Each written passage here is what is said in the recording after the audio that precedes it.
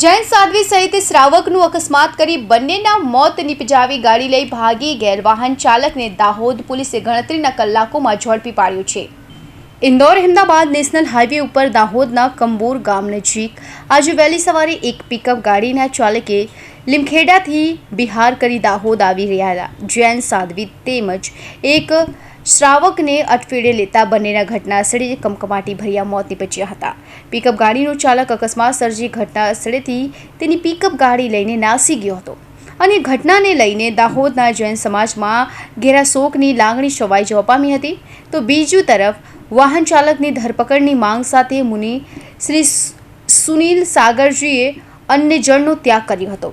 જૈન સમાજ દ્વારા દાહોદ જિલ્લા પોલીસ વડા ડોક્ટર રાજદીપસિંહ ઝાલાને રજૂઆત કરતા દાહોદ જિલ્લા પોલીસ વડા ડોક્ટર રાજદીપસિંહ ઝાલાએ તત્કાલીન એક્શનમાં આવી ગુનાની ગંભીરતાને ધ્યાનમાં લઈ 2 DYSP, LCB, SOG, 8 police inspector, PSI સહિત પોલીસ સ્ટાફના જવાનોની અલગ અલગ ટીમો બનાવી ગોધરાથી લઈ દાહોદના ખંગેલા સુધીના રસ્તાઓ ઉપર ફરી વળ્યા હતા અને 100 ઉપરાંત સીસીટીવી તપાસી સીસીટીવી ફૂટેજના આધારે આરોપીને માત્ર ગણતરીના કલાકોમાં ઝડપી પાડ્યો હતો।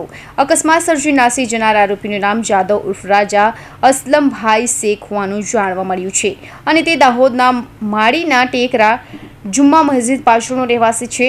પોલીસની ટીમે તેને ગણતરીના કલાકોમાં ઝડપી પાડી તેના વિરુદ્ધ કાયદેસરની કાર્યવાહી હાથ ધરી છે।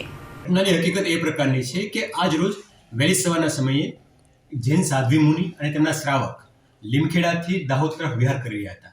એ વખતે કંબોઈ ગામની પાસે એક અજાણ્યા વાહન ચાલકે તેમને ટક્કર મારી તેમનું મોત નિપજાવ્યું હતું।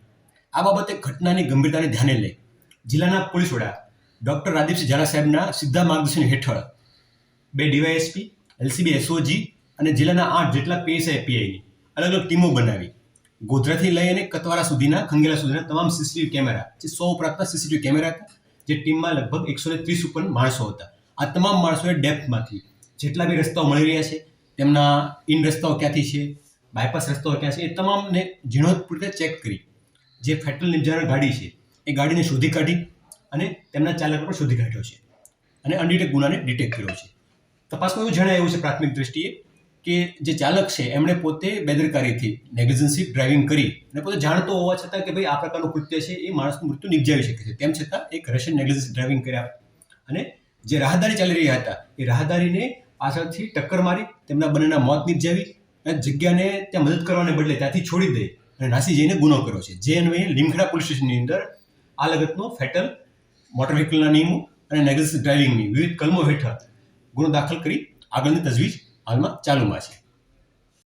Suresh Kapadia, Hind TV news, Dahod.